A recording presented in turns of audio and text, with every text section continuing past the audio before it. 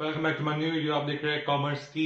मेरा नाम है प्रतीक खत्री और आज हम पढ़ने वाले हैं financial statement of company schedule 3।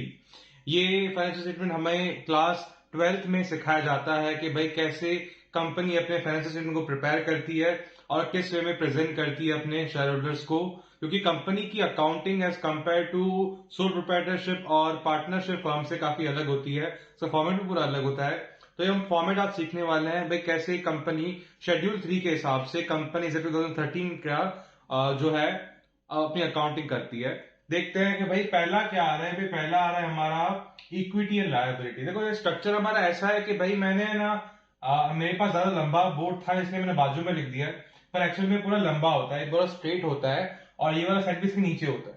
ठीक है, तो मैं इस वे में बता रहा हूं, आप इस वे में समझना। ठीक है, अब मैं आता हूं, पहला है हमारा कि भाई इक्विटी एंड लायबिलिटी।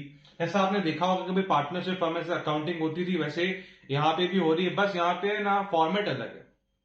वहां पे भी लाइब्रेरी साइड था, यहाँ पे भी लाइब्रेरी साइड है, वहां पे भी एसेट है, यहाँ पे भी एसेट है।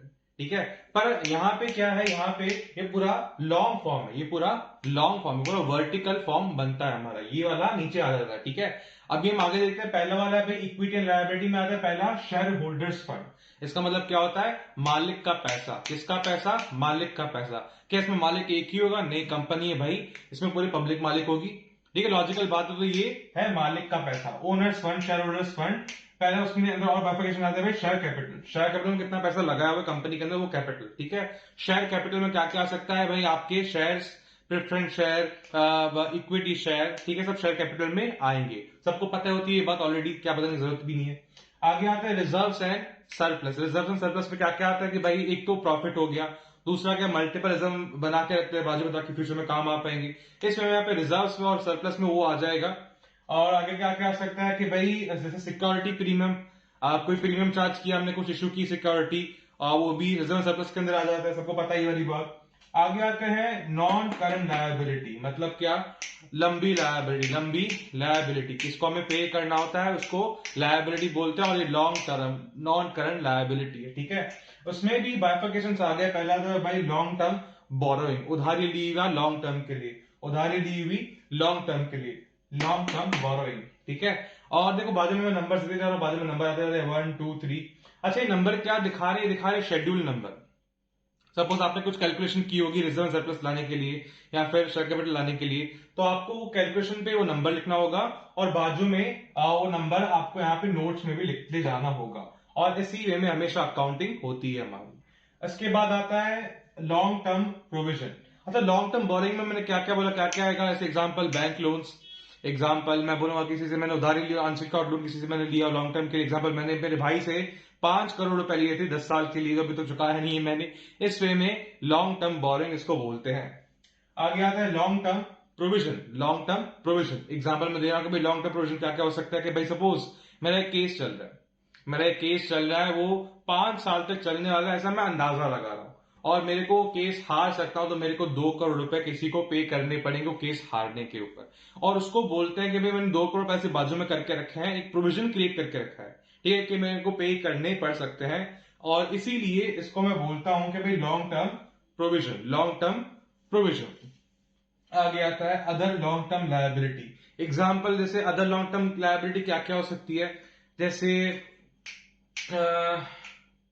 अदर में मैं क्या बोल सकता हूं, एग्जाम्पल भाई किसी को मैंने, किसी से मैंने पर्टिकुलर चीज ली हो, एग्जाम्पल मैंने किसी को पर्टिकुलर चीज किसी से मैंने ली हो, और वो मैं बाद में या फिर कुछ टाइम के बाद पे करने वाला हूं, जो ना ही लोन में काउंट होती हो ना ही प्रोविजंस में काउंट होती हो। ठीक है, इसको मैं बोलूंगा अदर लॉन्ग टर्म लायबिलिटी। क्या बोलूंगा, अदर लॉन्ग टर्म लायबिलिटी। आगे आता है करंट लायबिलिटी। करंट लायबिलिटी में क्या क्या बोल सकता हूं भाई, जो बहुत शॉर्ट टर्म की लायबिलिटी होती है, जो हमें अभी अभी इस साल के अंदर चुकानी होती है, उसको बोलता हूं करंट लायबिलिटी। एग्जाम्पल जैसे मेरे को 365 डेज है, उसके अंदर ही मैं कुछ चुका दे रहा हूं, और ये इसका नेचर ही ऐसा है कि इसमें चुकाई जाती है, तो उसको बोलते हैं भाई करंट लायबिलिटी। अभी आगे आते हैं, पहले आता है ट्रेड पेएबल्स। आपको पता होगा क्या होता है ट्रेड पेएबल्स, क्रेडिटर्स। जो पार्टनरशिप फर्म में या फिर जो सोल प्रोप्राइटरशिप में क्रेडिटर्स थे, और वो ट्रेड पेएबल्स हो जाते हैं कंपनीज के अंदर, और उसको भी हम करंट लायबिलिटी में दिखाते हैं इस पर्टिकुलर हेड के अंदर। ठीक है, और देखो बाजू में मैं नोट सीधे जा रहा हूं, और क्या है short term provision. Short term provision, short term provision क्या होता है कि भाई सपोज मेरे को है ना कुछ शॉर्ट टर्म लायबिलिटी पे करनी, एग्जाम्पल टैक्स। मेरे को टैक्स पे करना है शॉर्ट टर्म में, अभी मेरे को पता है भाई मेरे को इतना टैक्स पे करना है, तो मैंने अभी से ही उसको शॉर्ट टर्म प्रोविजन में डाल दिया कि भाई मेरे को इतना टैक्स पे करना है, मैंने प्रोविजन बना लिया था इसका। तो इसको बोलते हैं शॉर्ट टर्म प्रोविजन, ये भी एक शेड्यूल में आ गया। ठीक है, अब आगे आते हैं अदर करंट लायबिलिटी, ये भी एक अदर करंट लायबिलिटी है। जैसे एग्जांपल अदर करंट लायबिलिटी में क्या क्या हो सकता है कि भाई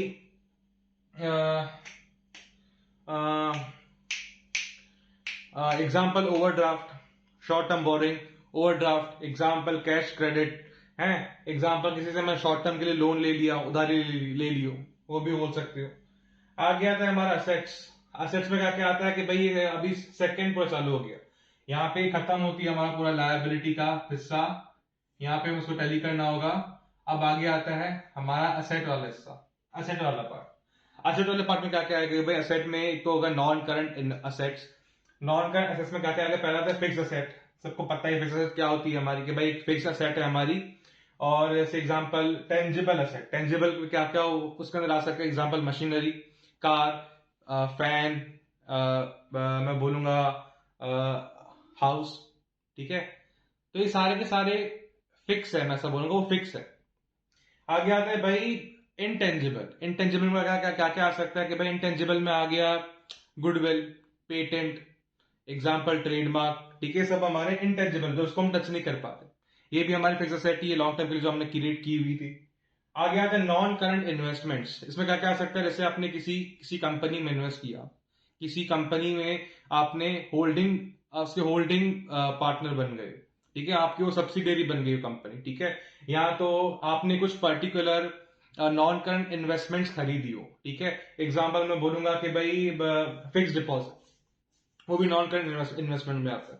ठीक है, इसी वे में आप कुछ पर्टिकुलर लॉन्ग टर्म के लिए इन्वेस्टमेंट के जिसका आपको रिटर्न मिलता हो फ्यूचर में, उसको बोलते हैं नॉन करंट इन्वेस्टमेंट। अब आगे आता है करंट असेट। करंट असेट तो क्या क्या क्या आएगा, इन्वेंट्री पहला है, inventory in stock, closing stock जो हमारा होता है वो हम यहाँ पे लिखते हैं इस इन्वेंट्री में। और ये भी हमारा करंट असेट ही होती है, हमें एक साल के अंदर पूरी बिकनी पड़ती है। ठीक है, और जो एक साल के अंदर हमने गुड्स खरीदे वो बिक जाते हैं, उसको बोलते हैं इन्वेंट्री। ठीक है, आगे आता है ट्रेड रिसीवेबल। ट्रेड रिसीवेबल पता है, डेटर्स को बोलते हैं ट्रेड रिसीवेबल, जो हमें कुछ मिलता है उसको बोलते हैं ट्रेड रिसीवेबल। ठीक है, हमें ये मिलने वाले बाद में, इसलिए उसको मैं ट्रेड रिसीवेबल बोलूंगा। ठीक है, और ये भी यहाँ पे बनेगा। ठीक है, आगे आता है भाई हमारा short term loans and advances. किसी को मैंने short term loan and advance दिया हो और मेरे को बाद में मिलने वाला हो, तो ये भी तो आएगा ना हमारे करंट एसेट के अंदर, लॉजिकल बात है। आगे आता है भाई हमारा कैश एंड कैश इक्विवेलेंट।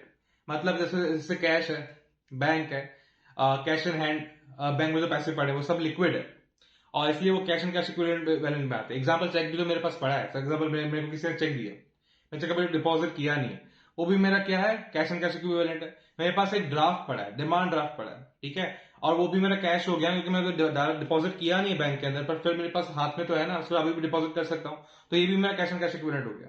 और इस वे में हमारी खत्म होती है यहाँ पे एसेट साइड।